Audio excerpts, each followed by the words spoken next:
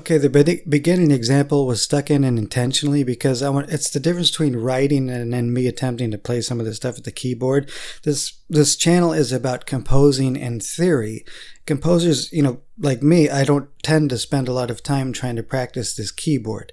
And if I could get my point across, that's good enough for me. So with that in mind, let's go ahead. I may mess some of this up, but we're going to go ahead and use Phrygian uses and we'll try to get a few different feels at it. Originally I was going to go with using historic ideas, but I skipped it. I want to get more to actual uses, so we're going to use a pedal point first. And one of the easiest things to do with Phrygian is create a very tense sound. Like, it might even be just a temporary section, an area that begs to be resolved. It's very tense. And then you might resolve it. So that would be useful for like film composers and whatnot.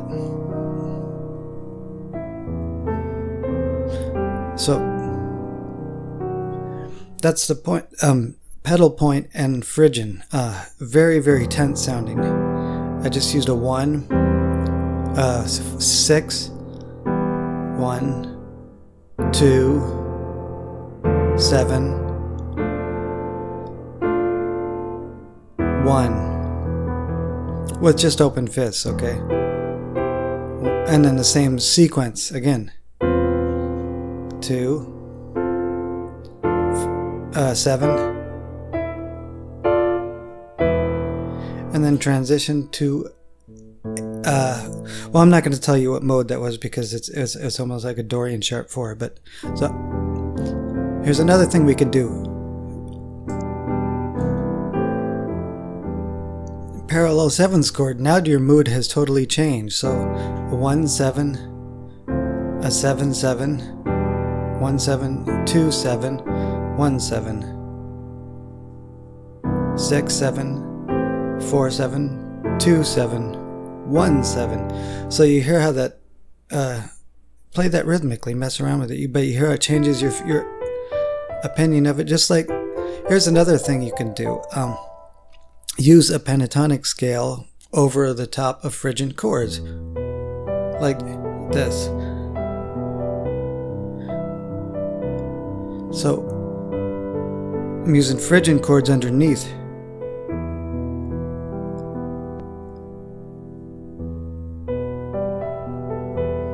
So now the feel's completely changed again.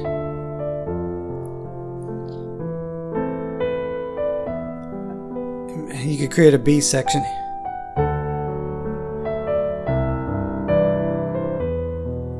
Actually, we're gonna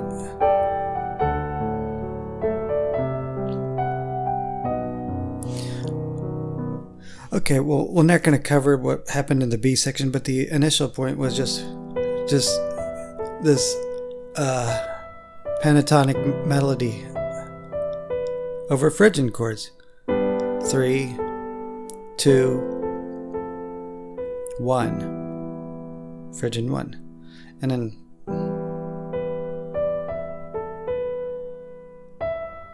3, 7, 2, 4, 1. Okay, so you hear how that pentatonic melody changes your perception.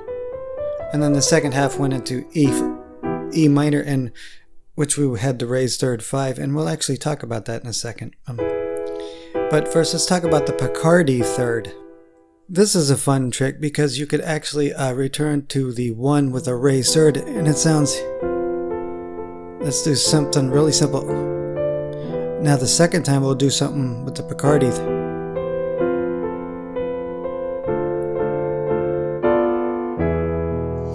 So the return to the 1 now has a raised third. They call it the Picardy third in history. So we had a 1, Phrygian 1, Phrygian 2, Phrygian 7 with a flat 7, 1, 1, 2, Phrygian's favorite chords, Phrygian flat 7, 5, half diminished, 1, with a raised third, Picardy third.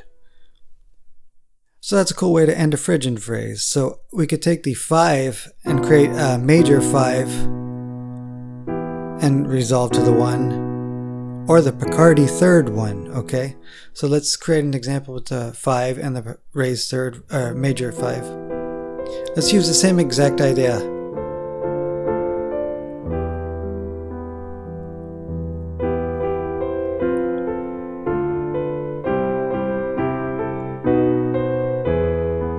So see how that flowed very nicely and smoothly?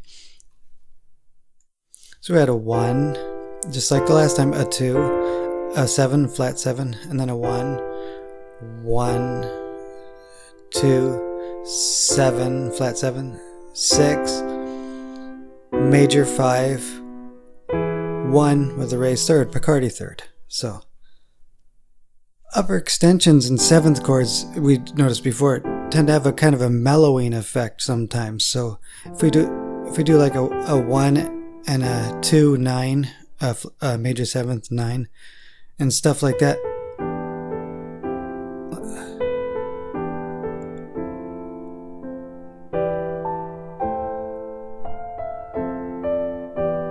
Very mellow sound.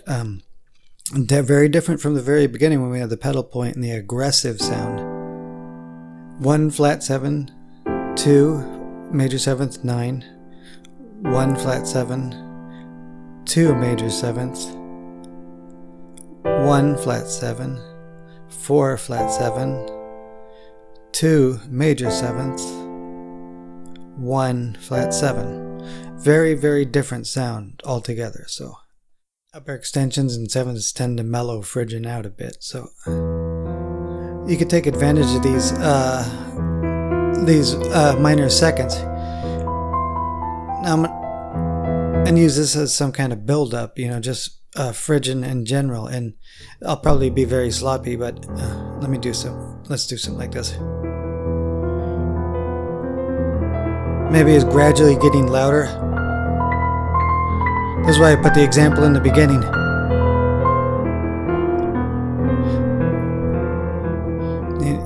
Louder, quieter, louder. I didn't do that very well. Then go into something like you've resolved that tense section.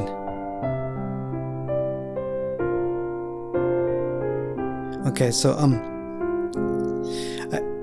I did it very sloppy, but and I'm still going on. I'll stop here. So using, again, Phrygian with that pedal point, but taking advantage of those minor second areas as a trick. Now you could write out something much better than this. That's why I stuck in the beginning example, the difference between writing and then trying to play the stuff on the keyboard. And then I transitioned to A major with a couple of borrowed chords, and then I modulated. So